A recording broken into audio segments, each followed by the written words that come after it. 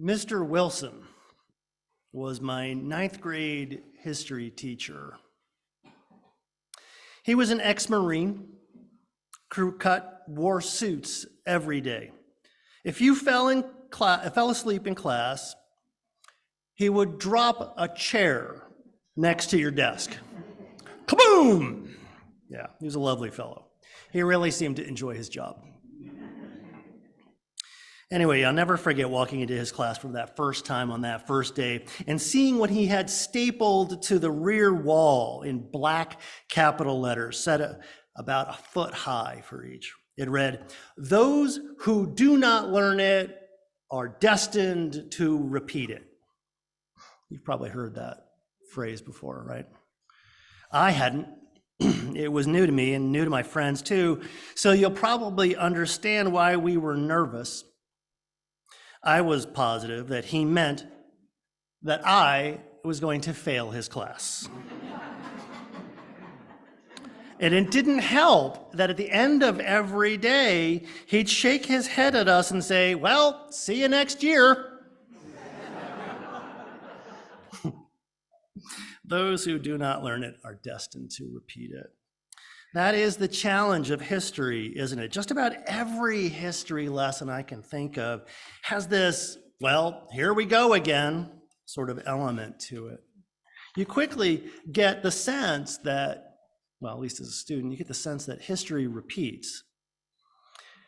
And only, well, if only we were a little less dense, a little less obtuse, a little less clueless. Maybe, just maybe, it wouldn't repeat.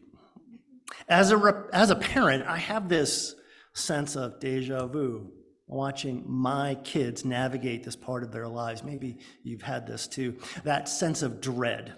The constant murmur of, no, don't do that. I did that. This never works out well. Oh no, oh crap. Well, I told you so. Anybody else have this feeling? All right, a couple of you, that's fine. My personal motto for my kids, don't make my mistakes, make new mistakes. Hope springs eternal. Today, I want to talk about some choices some of our ancestors made, how those choices worked out for them. These are important stories, and because of that, I want to apologize because I'm not going to do them justice this morning. Doing them justice will have to wait. Today, I'm going to use them as a set of illustrations because I want you to know something about your tradition, something about some of your ancestors in your tradition, and more importantly, I want to tell you the story of the not very safe choices that they made. Choices of faith, choices of conscience, choices of theology that led them all to, well, a rather dark and scary place. And I want to tell them to you, not to freak you out, not to tell you any of that, right? But to tell you instead that that being here is a choice. It's not always the safe choice, at least not in the past. Being here in this room labels you as something set apart, something different, something challenging. Being here in this room, this house of blasphemy and deceit, which is how it was described on Google. Good stuff, right? That was from a Google review of a sister church of ours. And it will be the title of my forthcoming book. Yeah, being here marks you as a heretic. And today I want to tell you about the company that you've chosen to keep. My first story is of the reformer Jan Hus. Anybody heard of Jan Hus? Anybody? Wow, cool. That was a first, by the way. His writings inspired a young Martin Luther to file his 95 complaints with a hammer. So he's a pretty interesting person. Hus did a few things that made him very unpopular.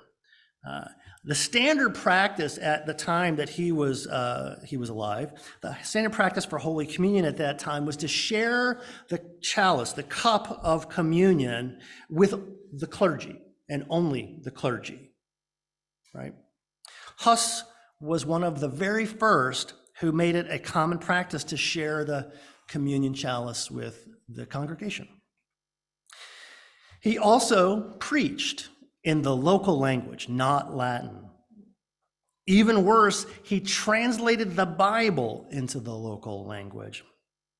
His extremely popular sermons regularly accused various officials of immorality, including the local bishop and the Pope in Rome. All that is bad enough, but probably his biggest sin was that he was popular.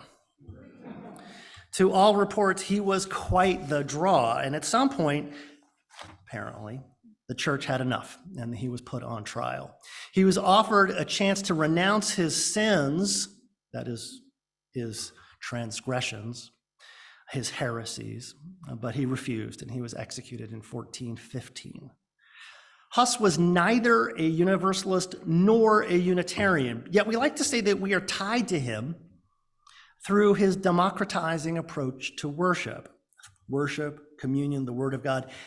These were not only meant to be reserved for the privileged, they were meant for everyone. We still believe that today, and we like that. And we also claim him through our symbols. Some have argued that our flaming chalice, a symbol that came into being in common use during World War II, has ties back to Huss and his chalice. And the flame that we added to it can be seen as a testimony not only to human cruelty, but to the ever-burning light of hope that carries each of us through times of struggle and fear. My next story is Michael Servetus. You may have heard the name before. I mentioned it earlier in the story. Anybody know Michael Servetus? All right. Any physicians in the room? Any physicians? None of you. Okay, fair enough. We'll get to that in a second. So if you've heard of his name before, it's for a variety of different reasons, because he is famous for many of his writings. He was a Spaniard. He was living during the Reformation. As a well-educated and devout young man, he worked for a very brief time in the court of Emperor Charles V, and he got to meet the Pope. That meeting didn't go well. The massive display of wealth and arrogance inspired Servetus to publish a series of books condemning the papacy on the one hand and the, quote, errors of the Trinity on the other. When the Spanish Inquisition arrived to have him explain, Servetus fled to France and spent the next 20 years under a series of assumed names. But while he was there, he became a medical doctor and published several books on medicine, including a revolutionary discussion of the circulation of the blood within the human body. But being himself, he irritated his scholarly colleagues so greatly that he had to become a competent duelist. Yeah, can you imagine? Anyway, his inability to help himself came to a head with the publication of a book called The Restoration of Christianity. It's a masterclass argument against the Holy Trinity specifically, but Calvinism particularly. For reasons unknown to me or to anyone with a shred of common sense, Servetus sent an early draft of this book to John Calvin. You might say Calvin was not amused. He actually was so not amused, he tricked Servetus into visiting, had him arrested, and then turned him over to the Inquisition, where he was burned over a pile of his own books. It's not cool, but his execution in 1553 became an international scandal and also made his subversive books and ideas quite popular. One of his fans was Francis David. David was a preacher in Transylvania, originally a Calvinist, but became convinced of the unity of God by way of Servetus and another one who carried his books and ideas, Faustus Socinus, one of his very influential followers. We mentioned Socinus earlier in the story because he's interesting, and we will come back to him at a future sermon. But Francis David, well, David was a really compelling preacher. At some point early in his career, they held a series of nationwide debates. Remember, this is before Netflix. So the entertainment of the day was very different. Anyway, during this debate, David represented the anti-Trinitarian side with everyone else on the other. David is said to have won so convincingly that the king issued the very first public decree of religious tolerance in the history of our species.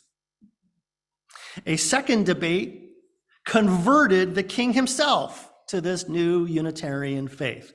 This was the first and only Unitarian king in the history of Europe. That's some quality preaching right there. Life goals, people, life goals. Now, when the king died, unfortunately, his successor was not quite so open-minded. Unitarians could still practice their faith, according to this guy, but no innovations were allowed, no innovations. And by that, they meant no new teachings, no new critiques, no new anything. If you keep challenging, keep pushing, keep questioning, you're going to get in trouble. And sure enough, David kept going. And sure enough, he got in trouble. He was arrested on charges of innovations. He then promptly escaped, rushed over to the local cathedral, and there preached another sermon, which he ended by declaring, "God is one." David was rearrested, put in prison, where he died in 1588. But today in Transylvania, which is now the eastern part of the country of Romania, you can still see David's famous phrase, "God is one," decorating the sides of Unitarian churches there. Now I'm going to skip ahead a few hundred years to 1838 and the curious case of the Reverend Abner Neeland. This is a bit of a stretch. Anybody ever heard of Abner? Yeah, I should note that unlike the previous folks, Neeland did not perish for his beliefs. Instead, he was the last American to be convicted of blasphemy in the United States. Blasphemy means saying things that are not in agreement with the church teachings. Does it make sense? Okay, excellent. He was convicted for blasphemy. Now, as you may have guessed, he was one of ours. Yeah. He had converted to Universalism very early in his career, and he earns a place here for a couple of reasons, not the least of which was for his attitude. This is written in the court records. The judge described him as, quote, "a cantankerous and inflexible heretic." Right? That will be the title of my second book. Neeland managed and edited a series of Universalist magazines in Philadelphia and New York, and apparently he annoyed so many people, so many important people with his critiques of American society and specifically the public and social figures that were within it, that imprisoning him for blasphemy was literally the only way they found to shut him up. May we all be so bold. The Reverend Norbert Chapek was, to all reports, anything but cantankerous. Chapek was born in southern Bohemia, not far from the birthplace of Jan Hus and Francis David. An ordained Baptist, Chapek's preaching was, in the great tradition of heretics everywhere, aimed at reforming the practices of the church and picking fights with local politicians. After drawing too much attention from the German authorities, he and his family fled to Europe, and this was 1914, and he found refuge here in the United States. Perhaps under German pressure, Chapek was charged with blasphemy and was eventually forced to leave the Baptist church. That's where he entered our story, because while he was here in the United States, he converted to Unitarianism. Today, we know Chapek for the lovely flower ceremony, something we celebrate here at UUSG every Mother's Day. But what you may not know is that Chapek left the United States to bring Unitarianism back to Czechoslovakia. And that was in 1921. And he was successful in doing so. Unitarianism became an officially recognized religion there in 1930. He was a beloved minister and humanitarian. Chapek, however, was arrested in 1941 by the Nazis for crimes against the state. He died in Dachau. My last story pulls us into more modern territory with the Reverend James Reeb. Anybody know James Reeb? Reeb was one of hundreds of Unitarian Universalist ministers who answered the call of the Reverend Dr. Martin Luther King Jr. to join him at Selma for the Montgomery marches. The night after the second march, Reeb and two other UU ministers were assaulted by white supremacists. Reeb tragically died of his injuries. And if you're interested in that story, NPR has released a recent podcast about Reeb called White Lies. It's pretty good. For the cause of civil rights in the 20th century, the death of a white minister became national news. And this attention is credited as a driving force behind the changing public opinion, and later that year, for the successful passage of the Voting Rights Act of 1965. A martyr is someone who is killed for their beliefs, their religious beliefs. The history of early Christianity is filled with stories of such people, people who chose to face the extremes of human cruelty instead of giving up what they believed, or what they held to be most important in life. And in the service to my history teacher and his big sign, I commend these stories to you. Those who do not learn it are destined to repeat it. For me, there is a challenge in these stories. And to be honest, I find myself often completely unable to grasp this level of devotion to anything as abstract as an idea or tradition. In perhaps too many ways, I find this repellent. Human life is beyond precious. But I am reminded of that line from the play Hamilton, where Hamilton says to Aaron Burr, "If you stand for nothing, Burr, what will you fall for?" If you stand for nothing, what will you fall for? It's a clever turn of phrase. I take it two different ways.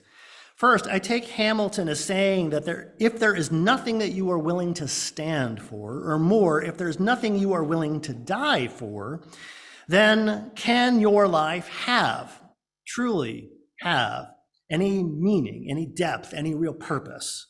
If you have nothing you are willing to die for, you have missed the point, he seems to say. To be good, to have purpose, is to choose your side, to stand up and to fight for the good and the right and the true. That is the good life. It's very manly. What will you fall for? I hear another meaning, maybe more relevant for us today. I hear Hamilton is also saying that if you have no faith, if you have no convictions, then you are vulnerable to those that do have them. If you have no moral core, if you have no conviction in your work, in your life, no iron in your spine, you will fall victim to those that do.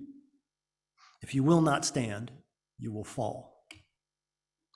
There is something to this, isn't there? Because conviction leads to moral certainty, and moral certainty can justify anything. So be wary, be very wary of the certain. But notice how certainty cuts two ways also. For anyone on any side of any issue, certainty manufactures justification for all manner of horribleness, disrespect, degradation, and harm, especially if it targets those that your certainty has deemed are unworthy, unwashed, backward, reactionary, heathen. Certainty is ever the enemy of compassion. Certainty is ever the enemy of compassion. And speaking as a Unitarian Universalist, I am deeply suspicious of certainty. We say that we are the people that live the questions. You might say that at the very center of our faith, you will not find a book of answers, but rather a holy question mark. Certainty is not something we are given, not something we expect to receive, and we will always be called to challenge. And I want you to hold this truth in this season of Lent, the season of sacrifice, the season of martyrs for the faith. Recently, UUA President Susan Frederick Gray suggested that, quote, "This is no time for a casual faith." She meant it as a challenge, as an encouragement, because today our friends, our family, our neighbors face organized oppression, demoralizing and dehumanizing forces, agents that demonize and ostracize what they see as other. And they are actively engaged in making our world less tolerant, less open, less diverse, less loving. This time calls us, needs us, all of us, to live into the moment, but not as mindless agents of opposition. No, I would suggest maybe just the opposite. Equal and opposite force is a natural and human reaction, but I want to say that this is exactly what got us into this mess. We need something different. We need more than just challengers. We need perhaps questioners. My personal motto is this: no more martyrs. Because we are a far cry from blasphemy trials, from being murdered for asking questions, for challenging the status quo, for bringing forth innovations, new ideas, new ways of living, of loving, of growing. Our world ought to be a place for disagreement. It ought to have space for all. Our world ought to celebrate engagement, debate, discussion, knowledge, and wisdom. That is the project we have agreed to, the world we aspire to. But as James Baldwin once said, we can disagree and still love each other unless your disagreement is rooted in my oppression and denial of my humanity and right to exist. And that is the rub. Because the challenge of living the questions today is still doing that, even and especially when there are those around you that see your questions as frightening, as threatening, as not a moral threat, but a mortal threat. And that means that martyrs are perhaps unavoidable. And that is why it is a good thing to remember and celebrate our ancestors. The folks I mentioned today are not the only Unitarians and Universalists who have died for our faith. They probably will not be the last, but we can hope. And as we go forward into the larger world, living boldly, boldly declaring, boldly being in a world that does not love the heretic, the challenger, the questioner, I want you to be encouraged. Be encouraged because you are not the first to face challenge. The tradition of ours, this tradition, challenges itself. It holds itself up to the light and the scrutiny of reason, of truth, of tolerance, of unending progress with our shared purpose to lift each other, to carry each other, to love each other into an ever brighter future, onward, upward, forever. We are here. We here are the children of the few, the free, the brave. We are the inheritors. We are the children of martyrs, those that strove to seek, to find, and never to yield the power and the promise of the question and the unequaled joy of new light, new truth, born always into an ever-widening circle of concern. That is who we are. May it ever be so. Amen. Visit us at uusg.org.